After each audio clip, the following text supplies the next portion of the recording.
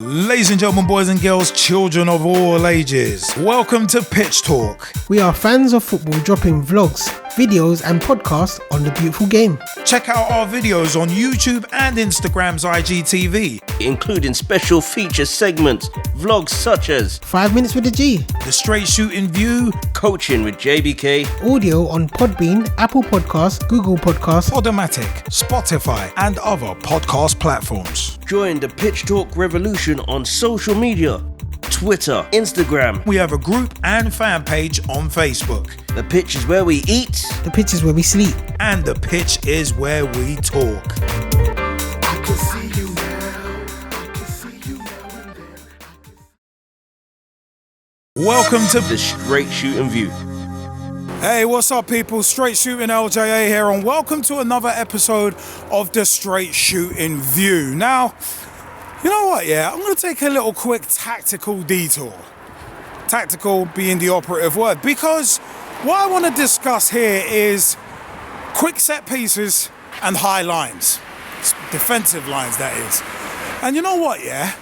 I want to know your views in the comment section, which is below. What do you prefer? Do you prefer a quick free kick as opposed to one where you got to wait for the ref's whistle? Or would you rather have a more measured approach? And the same with a high line. Do you prefer it deep or do you prefer it high? And I know that sounds a little sinister. But you know what, yeah? The reason why I kind of come to this is because throughout history, you've seen quickly taken free kicks and quickly taken corners. We've seen them work.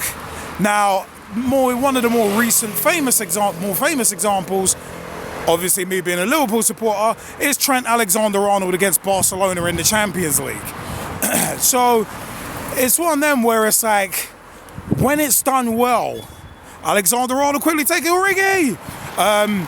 When it's done well, it can work absolute wonders.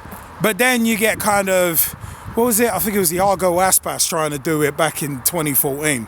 So, yeah, you can get clusters. But also as well, sometimes referees can ruin it. And Lee Mason recently botched one where it's like he wasn't sure whether he'd blown a whistle for a free kick, and the goal got disallowed because of it, and it's like utter cluster. And then the next day, well, the Premier League basically took him out of the firing line by taking him off fourth official duties for Sheffield United v Liverpool. So yeah, saying he was injured. And it's like, yeah, okay, cool.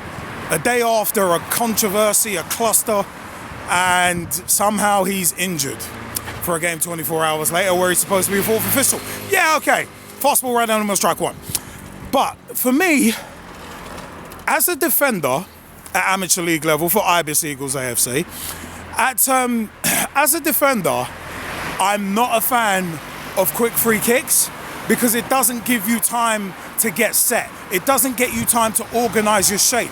So especially if you're a centre-back and you want to organise your line on the edge of your own box, you need a few seconds to get that organised, and a quick free kick, some people take a few seconds to switch on. Some people don't hear the whistle and it's like, hey, get into position. You've got to literally switch people on. So a quick free kick, for an attacking side, it's brilliant. When I'm watching football, and say watching Liverpool, for instance, I'm always like, yeah, take it quick whilst they're out of shape, whilst the Oppo are out of shape, because at the end of the day, it gives you a nice little quick advantage. But as I said, as a defending side, I would much rather hear the ref's whistle. And there are a lot of refs that I've encountered at amateur league level in the Southern Amateur League where refs before the match will be like, right, we play on my whistle. Like when you're doing the coin toss pre-match. And it's one of them was like, free kicks, set pieces will be done on my whistle.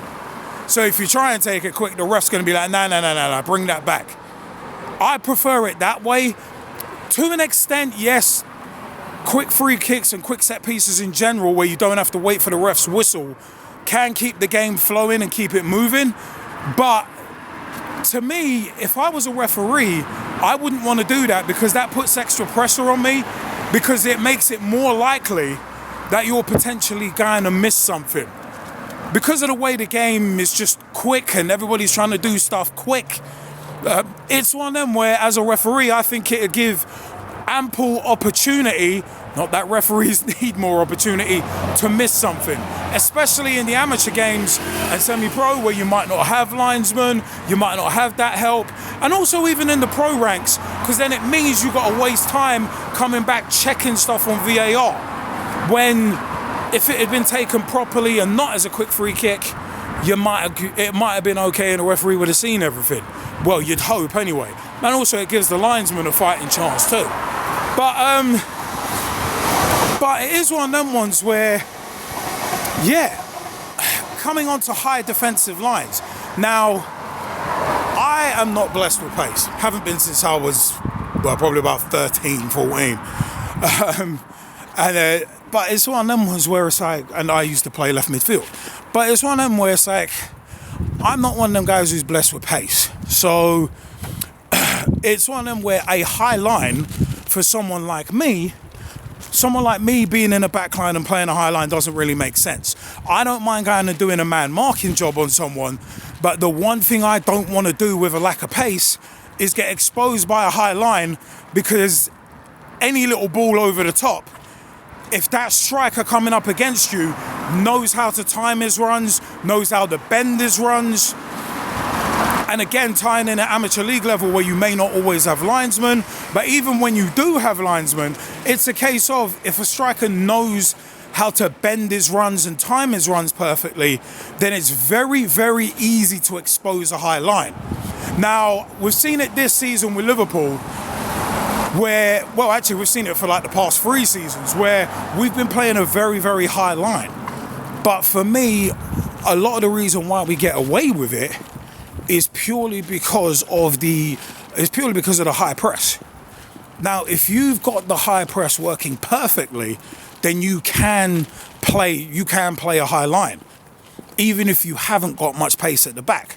Because at the end of the day, if you're winning the ball high up the pitch, there's not really much opportunity for someone to ping it over the top. But you've got to make sure you're winning that ball high up the pitch, and there's no real room for error. Because even in our title winning season, there were warnings.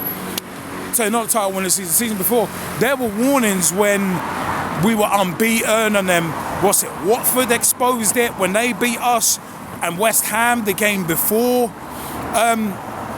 When we play second in the league, where it was one of them ones where the high press got exposed because we might have sat off for a fraction of a second, or we've come up against a striker with pace. So someone like say Mikel Antonio, who's got power and pace to burn.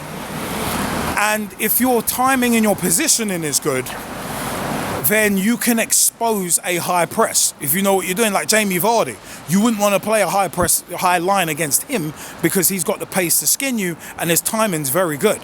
So it's one of them where I look at it as a high press.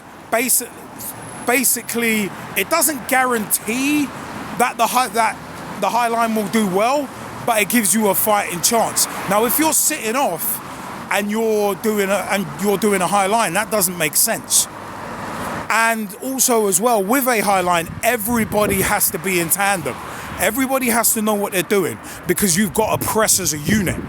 Because if one person or 2 people don't press and that ball gets pinged over the top, you're sitting ducks.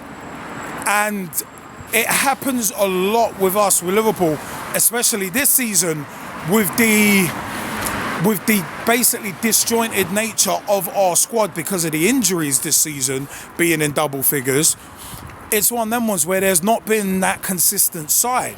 So you wouldn't see Xherdan Shaqiri, for instance, or Divock Origi pressing as much as Sadio Mane and Mo Salah. They're just different players. So that high press, it basically means one of them ones where the defence, in theory, should be stepping off 5 yards to give themselves a bit of space to attack the ball, especially Especially if you see in the first 5-10 minutes a side's just pinging balls over the top and getting success, which has happened a lot against us this season. So, I mean, it's happened when we've had Fabinho at the back, Henderson at the back, because they're not naturally centre backs. So, in theory, they're what, maybe half a yard off, maybe stepping 5 yards, like sitting 5 yards ahead of where they should be, because that's where they're used to being. Especially Fabinho being a DM. So for me, I'm not necessarily a fan of a high press. I prefer a high press when you've got pace at the back, because that recovery pace then becomes crucial in my view. So it's one of them. But if you ain't got pace at the back, I would always say drop off 5 to 10 yards and give yourself, make that striker have to work to beat you. I'm very much a fan as a player of making the striker have to beat you. If I think I can get tight and nip in front of that striker, yeah, fine. Okay, cool, I'll do it. But if I know that striker's got pace and pace to burn, then it'd be one of them ones where it's like, I'm not necessarily gonna get tight to that guy if I see in his first couple of touches during the match that he's got a good touch, because all that gives him a chance to do is roll me. So I'm not gonna play a defensive line on the halfway line. And also as well, it's a case of I will step off 5 yards to give myself a fighting chance to basically stand that guy with pace up and see what he's got.